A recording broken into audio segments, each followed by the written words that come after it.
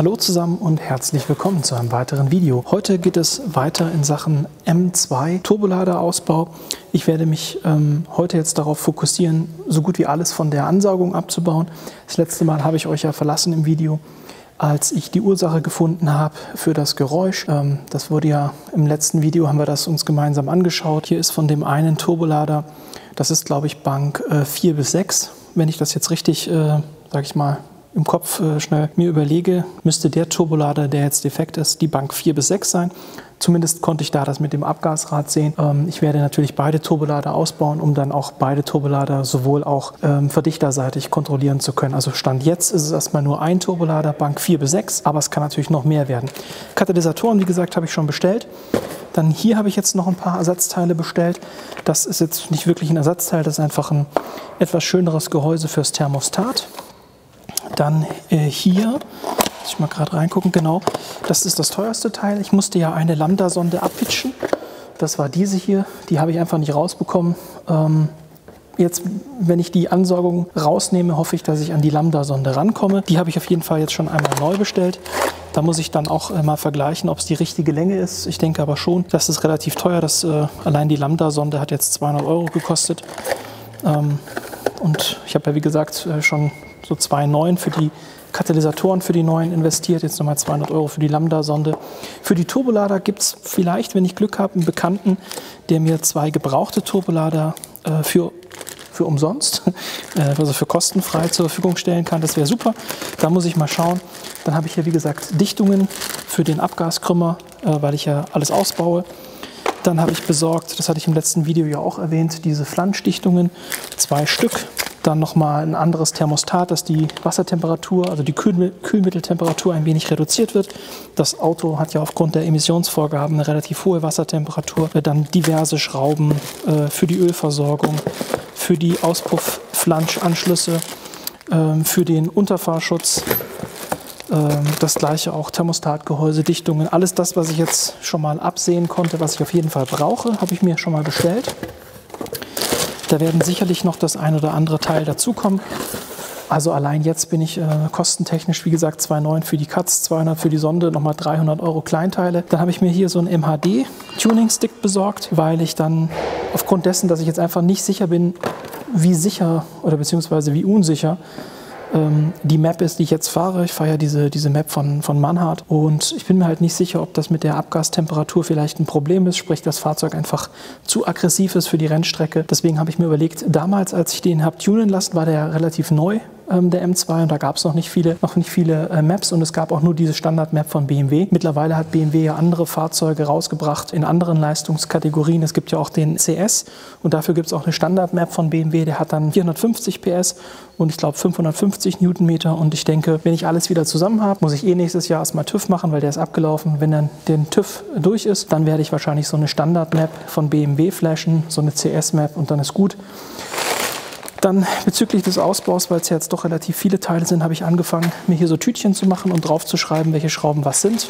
Also ich habe hier Unterfahrschutz, dann habe ich hier ein Tütchen mit Flanschanschluss und Lambda-Sondenbefestigung. Dann habe ich hier die Schrauben für die Flansche schon wieder eingedreht. Und jetzt hätte ich gesagt, mache ich mich einfach mal ans Werk. Ich lasse die Kamera, also die GoPro, mitlaufen, mache da so eine Timelapse-Aufnahme mit ein bisschen Musik, wie ich die ganzen Ansaugteile auseinanderbaue.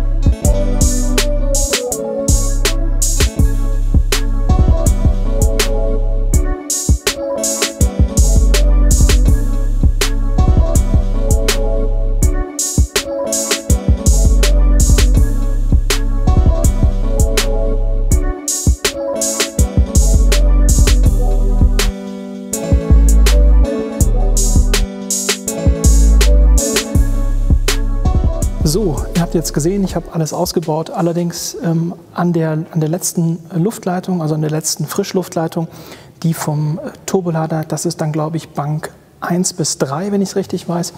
Dieser eine Schlauch, da sind zwei, der ist nochmal gesichert. Was habe ich denn, um das zu zeigen? Hier, das ist ja zum Beispiel so eine Charge Pipe und der Schlauch, den ich jetzt nicht ganz rausbekommen habe, der ist ähnlich wie die Charge Pipe hier unten mit 2 Schrauben gesichert. Allerdings sind das nicht wie hier solche Schrauben, die man rausdrehen kann, sondern die Schraube ist im Turbolader und von außen ist nur eine Mutter aufgedreht. Ist super eng. Die eine habe ich jetzt rausbekommen, die andere, da muss ich das Fahrzeug hochheben. Prinzipiell hätte ich das noch schnell machen können, aber mir geht so ein bisschen die Zeit aus. Ich muss ja jetzt auch noch ein Ende drehen und sorry für die Geräusche im Hintergrund. Der Vermieter, der ist ein bisschen am Flexen. Ich muss ja jetzt auch noch das Ende drehen und dann muss ich noch nach Hause. Deswegen schaffe ich jetzt heute nicht, dieses letzte Rohr noch rauszubauen. Ihr könnt aber sehen, hier ist jetzt schon einiges raus. Das sind die einfachsten Teile, das sind einfach nur die Abdeckungen. Das hier ist ein Teil der Kurbelgehäuseentlüftung. Die sitzt dann in diesem letzten Frischluftschlauch, der zum fahrerseitigen Luftfilter geht. Also der Schlauch, der von der fahrerseitigen Luftfilterkasten ansteuert, der ist jetzt noch im Auto, den habe ich nicht rausgekriegt. Dann ist hier die Motorabdeckung unterhalb von der eigentlichen Motorabdeckung. Also sprich, das ist ja die Motorabdeckung, die alle kennen, die habe ich rausgebaut. Darunter findet sich nochmal eine. Jetzt kann man auch schön an die Zündkerzen. Bedeutet, wenn ich den Turbolader ausgebaut habe oder beide Turbolader, werde ich auch nochmal die Zündkerzen mir anschauen, vielleicht auch tauschen. Dann habe ich von der Beifahrerseite den Luftsammler ausgebaut. Den werde ich dann, bevor ich ihn einbaue, auch nochmal zerlegen und schön reinigen. Aber jetzt hat das erstmal keine Priorität. Dann habe ich hier diese Gummileiste. Habt ihr ja alles gesehen. Die Gummileiste habe ich abgenommen, damit da ein bisschen mehr Platz ist. Dann das hier war so ein Verbindungsstück für die Luftführung. Ich glaube, das ist Beifahrerluftfilterkasten gewesen. Bin mir nicht mehr 100% sicher. Das hier auch sozusagen so ein Zwischenstück, auch für die beifahrerseitige Luftführung. Und dann haben wir die beiden Charge Pipes. Da habe ich das so gemacht, ich habe die mir markiert. Ich habe also hier einen Strich gemacht und an der Stelle, wo das im Ladeluft oder in den Ladeluftkühler reingeht, habe ich auch einen Strich gemacht, sodass ich das nachher nicht verwechsel. Und für die andere Charge Pipe, das habt ihr ja auch gesehen, habe ich dann einfach 2 Striche gemacht. Die Schrauben habe ich jetzt versucht, immer wieder an die Bauteile, wo es ging, mit ranzumachen, damit ich mir dann nachher nicht irgendwie einen Wolf suche, wo welche Schraube hingehört. Das hier ist die Ummantelung von der Lambda-Sonde, die ich abgepitcht habe. Wie gesagt, die Sonde ist noch drin, die muss ich dann ausbauen. Und dann habe ich ausgebaut meine Kurbelgehäuseentlüftung. Und da hätte ich gesagt, da werfen wir jetzt einfach mal einen Blick rein, wie das denn aussieht. Da waren jetzt, glaube ich, 3 oder 4 Trackdays mitgefahren. Ich merke, hier ist auf jeden Fall was drin und ich hätte gesagt, wir schauen einfach mal rein. So, ich habe mir jetzt mal hier so einen kleinen Messbecher geholt. Was man hier schon sehen kann, also hier ist auf jeden Fall so ein bisschen, ja, wie soll ich sagen, Schleim, also ähnlich wie man das kennt, wenn man Autos Kurzstrecke fährt. Das ist hier auf jeden Fall schon vorhanden. Jetzt habe ich gesagt, drehe ich den Kollegen hier einfach mal auf. Also wie gesagt, da sind jetzt vielleicht 5 oder also maximal 6.000 Kilometer und circa 3 bis 4 Trackdays bin ich damit jetzt gefahren. Und ich habe hier noch nie reingeguckt. Oh, das sieht wirklich nicht schön aus. Den muss ich auf jeden Fall ordentlich säubern. Also wir sehen hier relativ starke Verschmutzungen. Ich werde euch das gleich auch nochmal in der Nahaufnahme zeigen. Das sieht echt nicht schön aus. Und dann gucken wir mal, was sich hier öltechnisch gesammelt hat. Ja, das ist relativ wasserlastig. Okay, also der hat da ordentlich Wasser rausgefiltert. Eigentlich soll er ja hauptsächlich Öldämpfe rausfiltern, aber scheinbar wird da auch ordentlich Wasser mit rausgefiltert. Und ich weiß nicht, ob man sehen kann. Ich hole mal eine kleine Taschenlampe. Moment.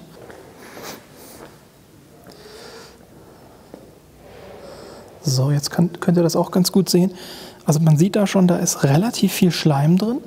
Das sieht jetzt wirklich nicht gut aus, hätte ich jetzt gesagt, so als Laie. Aber ich kann das nicht abschließend beurteilen, da ich noch nie so eine Kurbelgehäuseentlüftung im Einsatz hatte.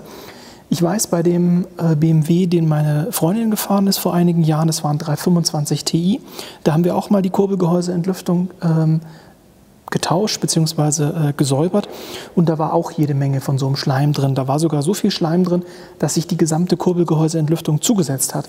Das war dann auch der Grund, warum wir an der Stelle tätig geworden sind, weil die einfach nicht mehr ihre Funktion verrichten konnte. Bedeutet, prinzipiell würde ich jetzt sagen, ist es nicht ungewöhnlich, dass sich dort entsprechend Ablagerungen bilden. Jetzt weiß ich halt nicht, inwiefern das Fahrzeug von meiner Freundin, um den Kontext zu haben, hatte 280.000 Kilometer. Mein M2 hat ja gerade mal ein bisschen mehr als 20.000. Und wie gesagt, das Ding war jetzt nur 6.000 Kilometer drin. Also schwierig. Wie gesagt, da fehlt mir jetzt einfach die Erfahrung. Deswegen werde ich das auf jeden Fall mal fotografieren und meinem Motorenbauer schicken.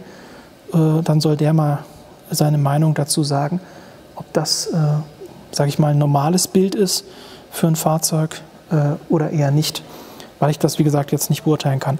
Das würde ich dann im nächsten Video auflösen, wenn ich die Information habe. Jetzt, wie gesagt, werde ich erstmal ein paar Bilder schießen und das Ganze dann schon mal säubern, damit ich das dann später wieder einbauen kann. Ich werde den Gummi hier richten, dass das wieder passt. Also ich würde sagen, auf jeden Fall sehr sinnvoll, so eine Kurbelgehäuseentlüftung zu haben, denn wenn ich mir vorstelle, beziehungsweise ich hatte sie ja die erste Zeit nicht. Das bedeutet, diese Suppe, die jetzt hier da drin schwimmt, die wurde dann immer mit verbrannt. Natürlich jetzt nicht auf einmal, aber über die Zeit. Und gut sieht das nicht aus. Das heißt also, wenn das aus dem Gesamtkreislauf rausgefiltert werden kann, ist das schon mal eine gute Sache. Bedeutet, ich glaube, es hat mich auch schon mal 1, 2 Leute gefragt, wie meine Erfahrungen sind. Also ich würde sagen, sowas bewährt sich auf jeden Fall. Denn das, was hier rausgefiltert wird, wie gesagt, ist nicht mehr im System drin. Und so wie das da aussieht, will ich das auch gar nicht im System haben. Insofern auf jeden Fall eine empfehlenswerte Modifikation für euer Fahrzeug. Am besten so früh wie möglich sowas verbauen, damit man da von Anfang an das System möglichst sauber hält. So, jetzt habt ihr, wie gesagt, gesehen, Ansauganlage ist so gut wie alles raus. Diesen einen Schlauch mache ich beim nächsten Mal noch. Da kommen dann auch die Turbolader raus. Dann schauen wir uns die Turbolader an, wie die Verdichterseite aussieht. Ich gucke dann auch mal, ob die Spiel haben. Wenn ich Glück habe, brauche ich ja vielleicht sogar nur einen Turbolader. Den für die Bank 4 bis 6. Muss ich halt mal gucken. Ja, wie gesagt, drückt mir die Daumen, dass nachher nur einer kaputt ist. Dann muss ich nur einen tauschen. Ja, insofern war es das fürs heutige Video. Kurzen Überblick. Ihr habt gesehen, wie das auseinandergeht. Was ich auf jeden Fall euch empfehlen kann, ist wie gesagt so Tütchen oder halt die Schrauben am Bauteil belassen. Dann hat man es später nicht mehr so schwer beim Zusammenbauen. Ich hoffe, es war was Hilfreiches für euch dabei. Würde mich freuen, wenn ihr auch im nächsten Video wieder mit einschaltet. Bis dahin euch eine gute Zeit und ciao.